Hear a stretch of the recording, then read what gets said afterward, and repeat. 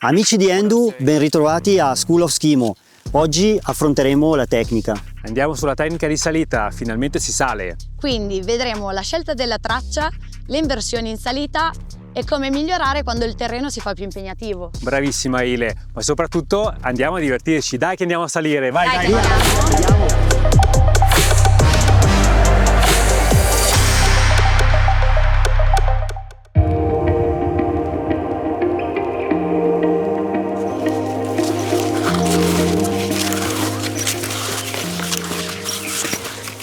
Michele, nella progressione in salita, adesso noi stiamo salendo e quindi per una gestione ottimale dello sforzo, Sì. che cosa dobbiamo tenere conto per avere anche una miglior gestione? Allora, sicuramente Marco, la postura dello sci alpinista. Spesso si vedono persone molto inclinate in avanti e molto chiuse, invece la postura corretta è alta di busto.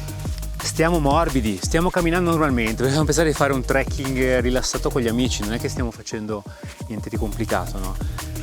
La postura alta ci permette di respirare bene, ok?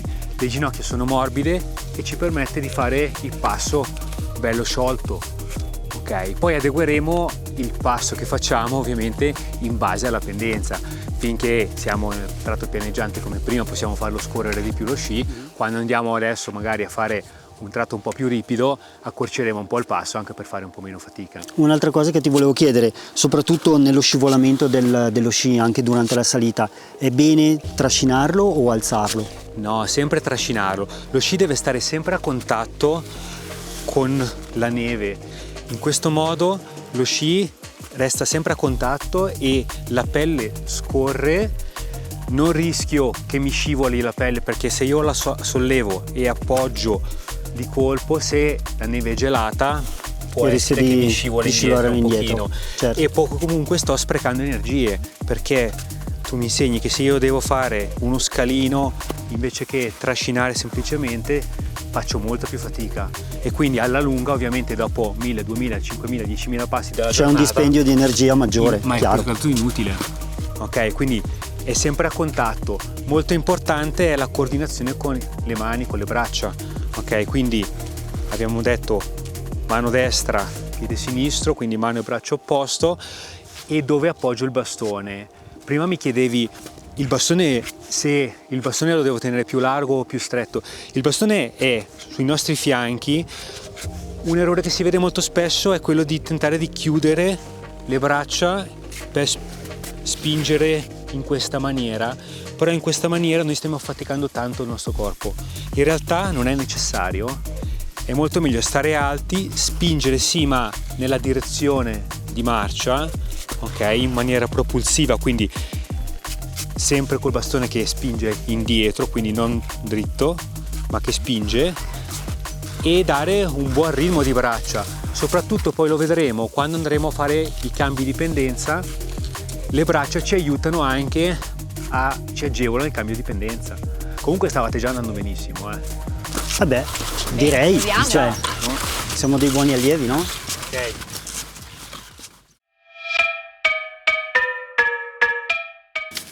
E a proposito di percorsi nuovi, anche se io conosco bene questa zona, mi avvalgo di quest'app che si chiama PeakVisor, che combina una tecnologia avanzata alla passione per l'outdoor. Sì Marco, la conosco. Grazie alle sue mappe in 3D molto dettagliate ti permette di visualizzare il territorio in ogni sfaccettatura, visualizzando pendenze, dislivelli, tutto quello che ci serve per programmare al meglio la nostra escursione. Fra l'altro sia in inverno che in estate. Sì Marco, in modalità invernale, oltre alle escursioni di sci alpinismo, possiamo vedere le piste e gli impianti e tutta la serie di informazioni utili per programmare al meglio la nostra escursione, come il meteo e il bollettino nivo-meteorologico.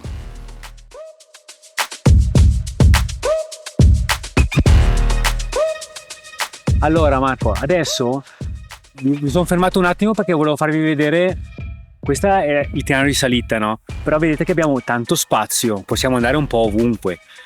Scegliamo sempre, se possiamo, un itinerario più pianeggiante, quindi non andiamo a cercare il ripidissimo. Uno perché è più pericoloso, può essere più pericoloso per le valanghe, ma anche più faticoso. Quindi restiamo comunque all'interno di questa salita, però scegliamo l'itinerare più facile, quindi andremo, vedi, da qua che si appoggia, curva dolce, poi andremo a fare delle inversioni sulla sinistra dove è Dove è più facile, ripido? dove è un po' meno ripido. Ok. Sì, è un po' più facile, ok? Ok. Andiamo? Andiamo. Vai!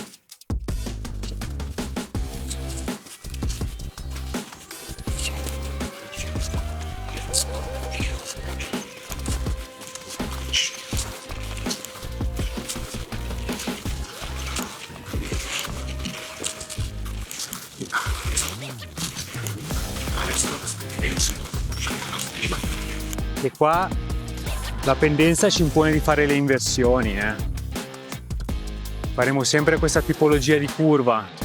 Esatto. Un'altra cosa importante, visto che c'è questa pendenza, possiamo abbassare un po' la mano del Togliendo lo togliamo la mano dall'acciolo. Così le spalle da questa posizione, vedi che noi andiamo a compensare, Sì, ci portiamo più regolari, a pari di a altezza. pari, e quindi camminiamo più agevoli, facciamo meno fatica, sempre un discorso di risparmio energetico che ci permette di camminare più agevolmente.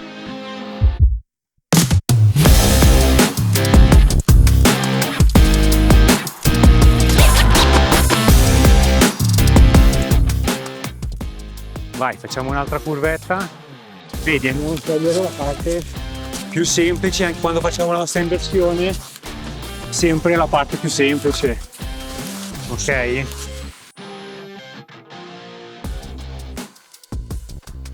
Come va con le inversioni? Ma Già alla grande. direi bene, anche Ilenia Ilenia, tutto a se la posto. cava ottimamente. Bravi. Ok, altra curvetta. Allora, qua avete visto che siamo saliti tutti insieme, ok? Sì, infatti. Tutti belli vicini, ma perché siamo ancora all'interno del bosco, una zona tranquilla. Spesso invece quando facciamo la salita su pendii aperti, soprattutto e fuori dal bosco, tendiamo a allungarci un po', quindi a prendere un po' di spazio tra uno e l'altro. Si chiama distanza di alleggerimento. Cosa serve? Serve per non sovraccaricare il pendio, quindi se c'è della neve instabile è meno facile che se ci passiamo in tre insieme facciamo più peso, è più facile che scivoli via magari una piccola valanghetta, quindi allontanandoci si evita questo rischio. Certo, si carica meno. Esatto.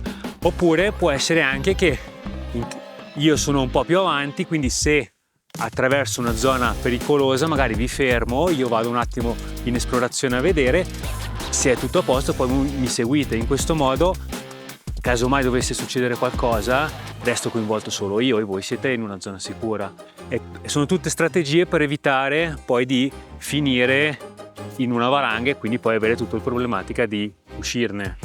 Ok?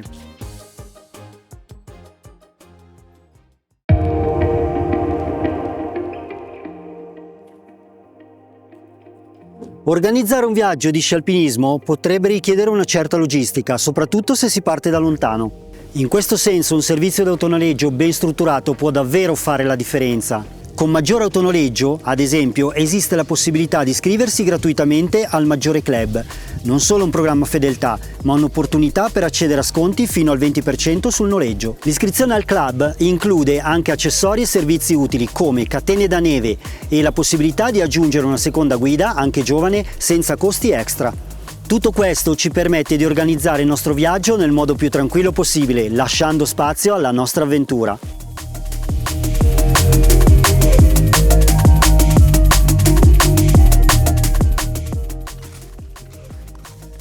Comunque è incredibile, siamo a 20 minuti di Bormio e siamo in Val Viola ed è una zona completamente diversa rispetto allo scenario che abbiamo dall'altra parte. Beh, assolutamente, ma poi Michele, io la conosco bene d'estate perché per la corsa è una perla la Val Viola, uno dei posti più magici dove siamo, ma non conoscevo questa versione invernale. In effetti anche qui è davvero uno scenario pazzesco. Ragazzi, ma sapete perché si chiama Val Viola? No? Dicelo, no?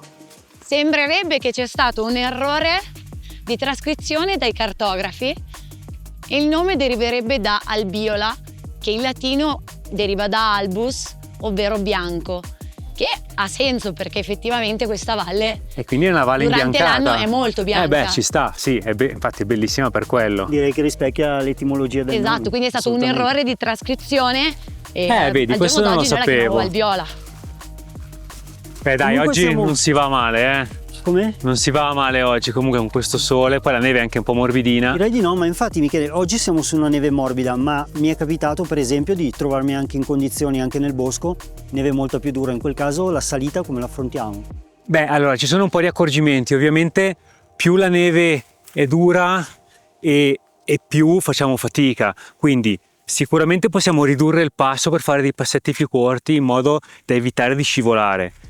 E poi dovremo andare a lavorare ancora di più con le nostre lamine degli sci, e poi è importante, come dicevamo, quando mettiamo la pelle di foca, lasciare la lamina scoperta in modo che la possiamo utilizzare nei traversi, però sai bene che alle volte ghiaccia lo stesso. Esatto, in caso per esempio di pendenze più accentuate. E allora c'è una soluzione, cioè hai mai sentito parlare di rampant? Sì, li ho ancora sentiti ma non li ho mai usati. Esatto, sono dei ramponcini studiati apposta per gli sci d'alpinismo, si applicano sullo sci, sotto lo sci, e ci permettono di camminare agevolmente, soprattutto nei traversi un po' ghiacciati, con la nostra consuetudine senza fare fatica sostanzialmente, e ce li teniamo sempre nello zaino, perché soprattutto poi quando andremo nelle stagioni più avanti con la primavera e c'è più possibilità di rigelo notturno, ci aiutano in tante situazioni e evitiamo di dover magari andare a piedi o rinunciare alla gita. Direi un'ottima soluzione, no, Molto Elena? interessante.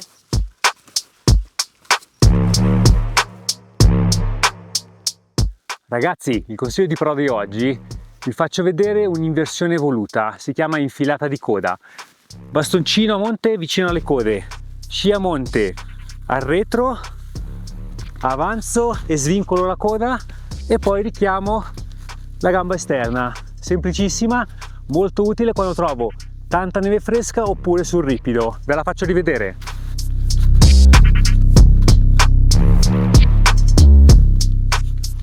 E via! Oggi abbiamo visto come affrontare ogni pendenza con la giusta progressione, dalla gestione dell'energia alla scelta della traccia alle inversioni. Non vi resta che mettere in pratica questi consigli nelle vostre prossime uscite. Se vi è piaciuto l'episodio lasciateci un like, iscrivetevi al canale e continuate a seguirci. Ci vediamo alla prossima puntata. Questo è School of Schimo, Lo sci alpinismo spiegato bene.